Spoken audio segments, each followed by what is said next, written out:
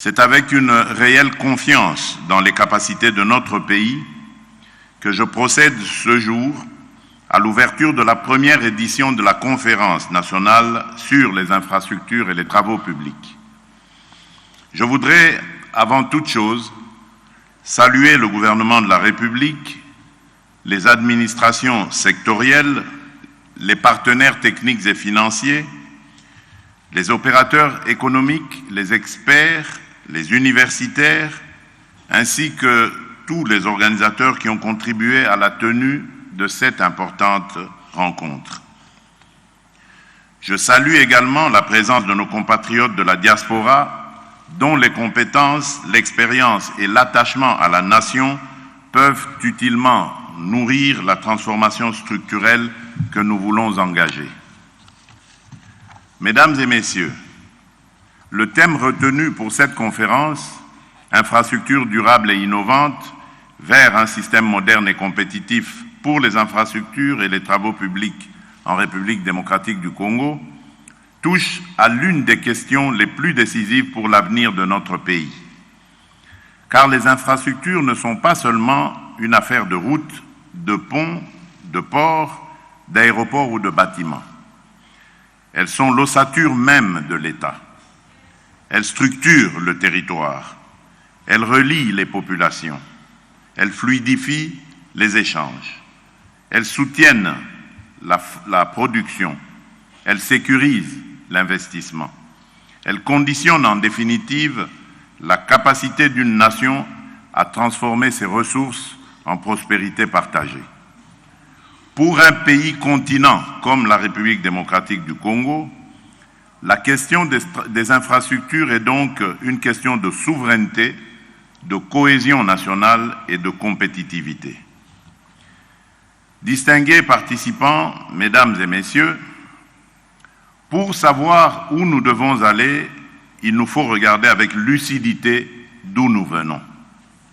Notre pays a longtemps souffert d'un déficit chronique de connectivité.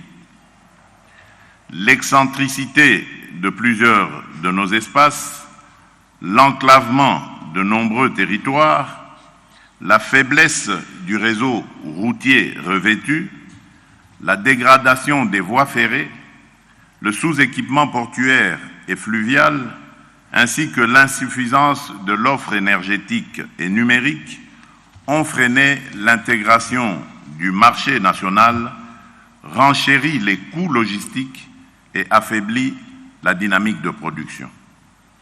Or, sans infrastructures adaptées, il ne peut y avoir ni essor agricole durable, ni industrialisation solide, ni émergence urbaine véritablement maîtrisée. Au cours de mon premier mandat, nous avons entrepris de stabiliser les fondations et de relancer l'action publique dans les secteurs où l'État s'était trop souvent effacé. C'est dans cet esprit que nous avons lancé le programme de développement local des 145 territoires, initiative sans précédent qui a permis de rapprocher l'action publique des populations à travers la construction d'écoles, de centres de santé, de forages ainsi que d'infrastructures de base. Cette logique était simple. Il ne saurait y avoir d'émergence nationale durable sans base territoriale solide. Malgré des contraintes budgétaires majeures, nous avons engagé la réhabilitation de plusieurs tronçons critiques, poursuivi la modernisation d'infrastructures aéroportuaires, portuaires et administratives, et réaffirmé avec constance le rôle stratégique des routes nationales en tant qu'artère de l'unité économique du pays. Mais nous devons avoir aussi la lucidité de reconnaître que l'ampleur des besoins reste considérable. C'est pourquoi le moment est venu de franchir une nouvelle étape, de changer d'échelle et d'inscrire notre action dans une dynamique plus ambitieuse, plus structurée et plus soutenue. Distingués participants, mesdames et messieurs, ma vision demeure claire. faire des infrastructures et des travaux publics le socle de la diversification de notre économie et de l'intégration effective de notre territoire. Cette orientation s'inscrit pleinement dans le plan national stratégique de développement 2024-2028 qui place la modernisation des infrastructures au cœur de la transformation économique, sociale et territoriale de notre pays. Elle rejoint également les dynamiques africaines actuelles qui font des corridors, de l'intégration logistique, des chaînes de valeur et de la résilience climatique des priorités de premier ordre. Cette ambition repose sur plusieurs axes. Le premier est l'aménagement et la réhabilitation du réseau routier national et des voies de dessertes agricoles. Nos routes ne sont pas de simples ouvrages de circulation. Elles sont des vecteurs d'unité, des leviers de production, des instruments de présence de l'État et des supports de justice territoriale. Accélérer les travaux sur les axes structurants, désenclaver les bassins de production et améliorer la qualité de desserte rurale, c'est agir concrètement sur le coût de la vie, sur la fluidité des échanges et sur la compétitivité de notre économie. Telle est l'ambition qui guide notre action. Elle se traduit par un objectif clair, porter à 25% la part des routes nationales revêtues à l'horizon 2030.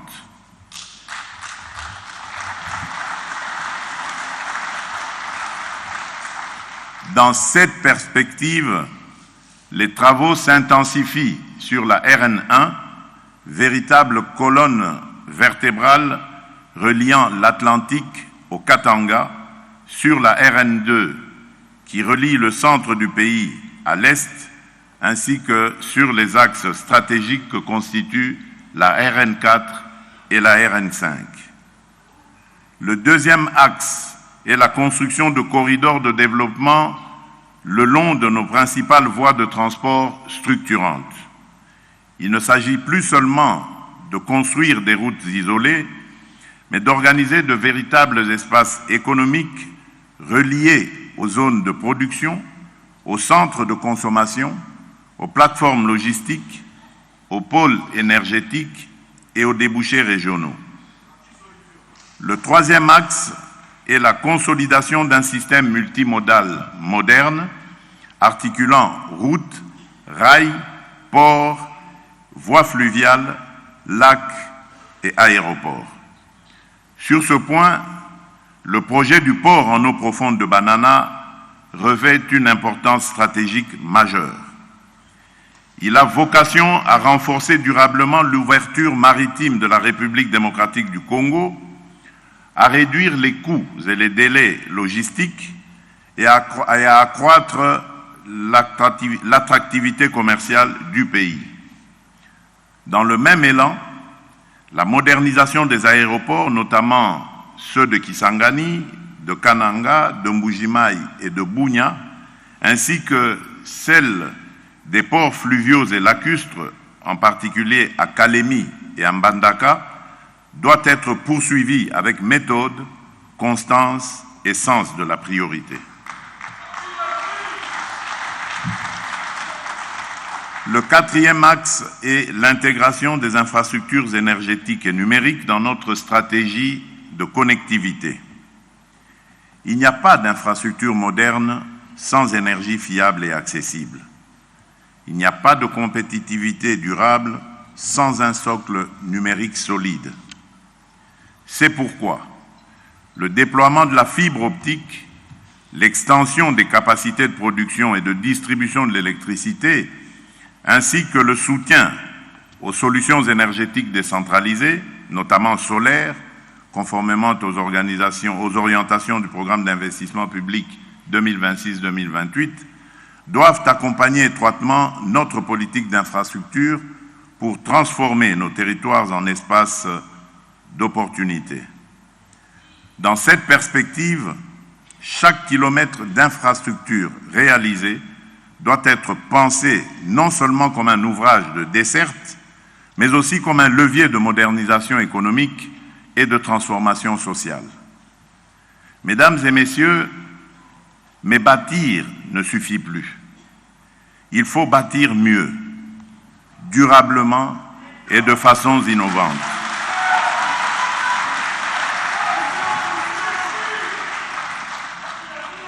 Nous devons sortir d'une logique de réparation permanente pour entrer dans une véritable culture de système.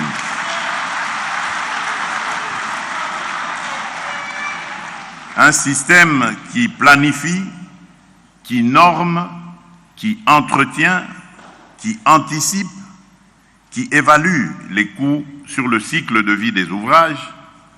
Un système enfin qui intègre les exigences du climat, de l'innovation, de la durabilité et de la compétitivité. Le changement climatique nous impose désormais de penser des infrastructures résilientes, capables de supporter des épisodes météorologiques plus extrêmes, des régimes hydrologiques plus instables et une pression accrue sur les sols et les ouvrages. La Banque mondiale appuie d'ailleurs désormais en République démocratique du Congo l'élaboration d'approches multimodales résilientes au climat et de programmes prioritaires d'investissement associés. De la même manière, nous devons mieux valoriser les matériaux locaux, promouvoir la recherche appliquée, encourager les innovations techniques adaptées à nos réalités environnementales et intégrer pleinement les outils numériques dans la conception, le suivi, la maintenance et la gestion de nos infrastructures. Cela suppose en parallèle une évolution résolue vers des normes de construction plus rigoureuses, plus durables et mieux adaptées à notre contexte national. Ma vision est de faire de la République démocratique du Congo à l'horizon 2034 un pays pleinement intégré, moderne et compétitif sur la scène continentale. Notre ambition est de transformer notre position géographique exceptionnelle en avantage stratégique décisif. Situé au cœur du continent, notre pays a vocation à devenir un grand corridor de transit entre l'océan Indien et l'océan Atlantique, mais aussi entre l'Afrique du Nord et l'Afrique australe. Cette centralité doit cesser d'être une donnée géographique passive, elle doit devenir un levier actif de richesse, d'intégration et de puissance économique. C'est dans cette perspective que nous visons la mise en place d'un système de transport intégré, fluide et performant, dans lequel les échanges pourront se déployer sans entrave de Banana à Goma, de Banana à Sakania et au-delà vers les grands espaces économiques régionaux. Cette ambition implique notamment le développement du chemin de fer à écartement standard, la montée en puissance du port en eau profonde de Banana, ainsi que l'interconnexion progressive de nos infrastructures routières, ferroviaires, fluviales et portuaires, afin de capter une part croissante des flux de marchandises et de personnes générés par la zone de libre-échange continentale africaine. Nous projetons également de développer un réseau ferroviaire moderne à écartement standard, capable de relier nos ports fluviaux et maritimes au réseau de l'Afrique australe et de l'Afrique de l'Est.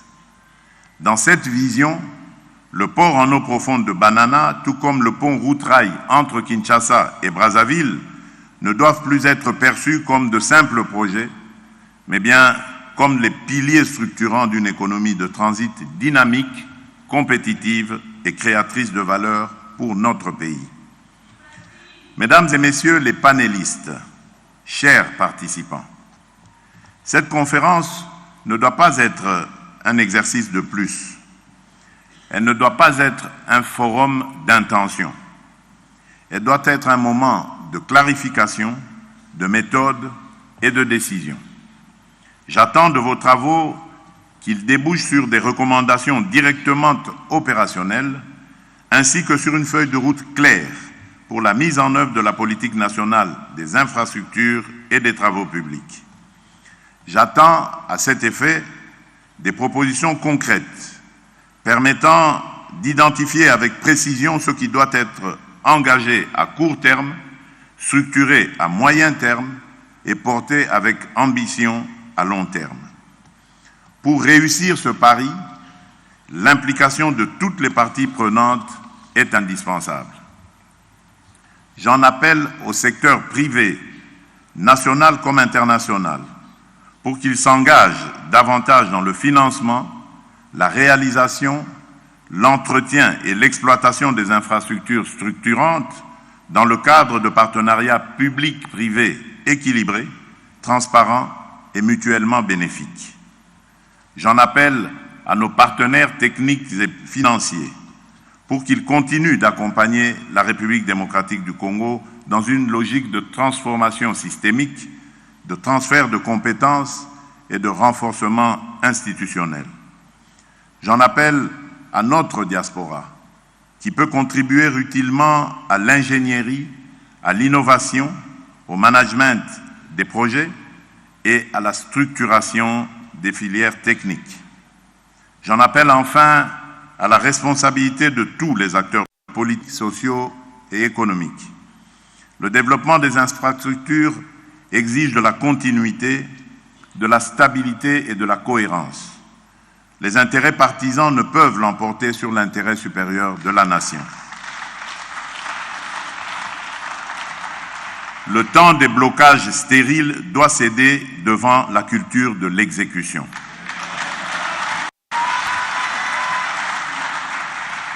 Distingués participants, mesdames et messieurs, nous nous sommes longtemps réunis autour des cartes, de rapports et des diagnostics. Nous avons mesuré nos retards, identifié nos lacunes et documenté nos besoins. Mais le développement ne se décrète pas, il se bâtit. Le béton, l'acier, le bitume, les rails, les réseaux et les ports ne sont pas de simples objets techniques. Ils sont les supports matériels de notre liberté économique. Sans routes praticables, nos productions restent enclavées. Sans ports modernes, notre commerce reste captif. Sans énergie fiable, notre industrialisation demeure incertaine. Sans infrastructures entretenues, nos ambitions s'épuisent dans la répétition des urgences. C'est pourquoi, je vous le dis avec conviction, le temps du diagnostic doit désormais céder la place au temps de l'action structurée.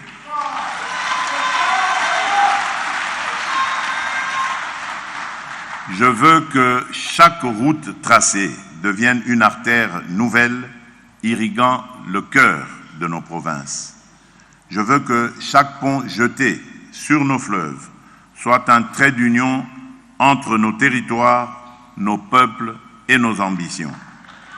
Je veux que chaque école bâtie soit un sanctuaire du savoir où s'éveille l'intelligence de nos enfants. Je veux que chaque hôpital érigé soit un rempart pour la vie et la dignité humaine. Je veux que chaque port modernisé ouvre davantage notre pays aux échanges et à la prospérité. Je veux que chaque aéroport réhabilité devienne un levier de mobilité, d'intégration et de rayonnement. Je veux enfin et surtout que chaque infrastructure utile soit une pierre de plus posée à l'édifice de notre souveraineté économique et de notre puissance nationale. Le défi est immense, mais notre détermination l'est davantage. La République démocratique du Congo n'est pas condamnée à l'enclavement. Elle n'est pas condamnée à subir son immensité. Nous pouvons faire de notre géographie une force, de nos corridors une richesse, de nos infrastructures un levier de puissance et de notre territoire un espace mieux intégré, plus productif, plus moderne et plus compétitif. C'est à cette tâche que je vous convie. C'est à cette œuvre que j'engage le gouvernement. Et c'est à cette ambition que j'appelle la nation. Sur cette conviction, je déclare officiellement ouverte la conférence nationale sur les infrastructures et les travaux publics. Que Dieu bénisse la République démocratique du Congo et son peuple. Je vous remercie. C'était là le discours d'orientation du président de la République, chef de l'État, Félix Antoine Tshisekedi Tshilombo, qui vient de procéder à l'ouverture de la première édition de la conférence nationale des infrastructures et travaux publics